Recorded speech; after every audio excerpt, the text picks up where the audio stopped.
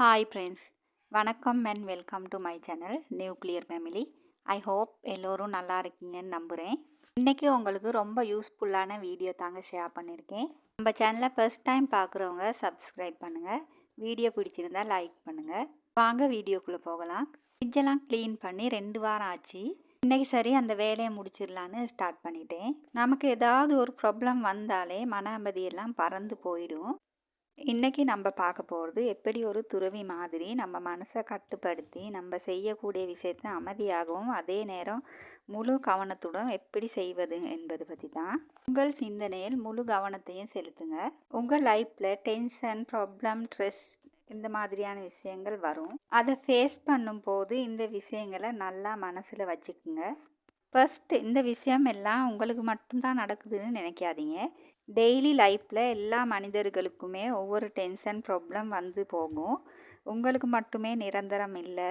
நம்ம பார்க்கக்கூடிய சக்ஸஸ்ஃபுல்லான எல்லா மனிதர்களுக்குமே அவங்க வாழ்க்கையில் ஒரு காலகட்டத்தில் மோசமான சூழ்நிலையை கடந்து தான் வந்திருப்பாங்க. அவங்க அந்த சூழ்நிலைகளை போல்டாக பேஸ் பண்ணி ஓவர் கம் பண்ணி வந்தனால தான் இன்றைக்கி இப்படிப்பட்ட ஒரு நல்ல நிலைமையில் இருக்காங்க.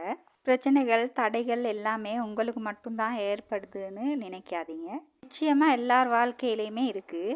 அது யாரெல்லாம் ஓவர் கம் பண்ணி அதையும் தாண்டி வராங்களோ அவங்க தான் சாதனையாளர்களாக மாறுறாங்க. எப்பயுமே நன்றி உணர்வோடு இருங்க. உங்கள் லைஃப்பில் நீங்கள் மூட் அவுட்டாக இருக்கீங்கன்னு வைங்க, குயிக்காக மனசுக்கு நிம்மதி தருகிற ரகசியம் இது வரைக்கும் நீங்கள் உங்கள் லைஃப்பில் நடந்த விஷயத்துக்கெல்லாம் நன்றி சொல்கிறது தான். இது வரைக்கும் உங்கள் வாழ்க்கையில் நடந்த நல்ல விஷயங்களை நினச்சி பாருங்கள்.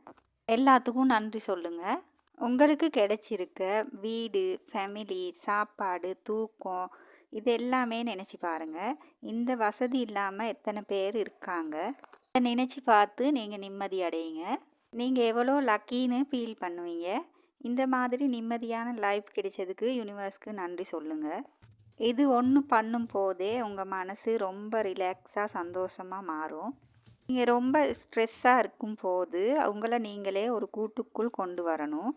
கொஞ்சம் வெளியில் நடங்க. காற்று எப்படி வீசுது, வானம் எவ்வளோ அழகாக இருக்குது, வெளியில் நடக்கிற ஒவ்வொரு விஷயத்தையுமே நோட் பண்ணி மனசார ஃபீல் பண்ணுங்கள். இயற்கை தான் நமக்கு ஆறுதல் தரும் பெரிய சொத்து. நீங்கள் எவ்வளோ அழகான இடத்துல இருக்கீங்க, இந்த உலகம் உங்களுக்கு எவ்வளோ நன்மைகள் தந்திருக்குன்னு உங்கள் மனசுக்கு உணர்த்துங்க. உங்கள் பிரச்சனைகளை நினச்சி சும்மா டிஸ்டர்ப் ஆகாமல் அதை டீப்பாக அனலைஸ் பண்ணி அதுக்கான சரியான சொல்யூஷனை கண்டுபிடிங்க.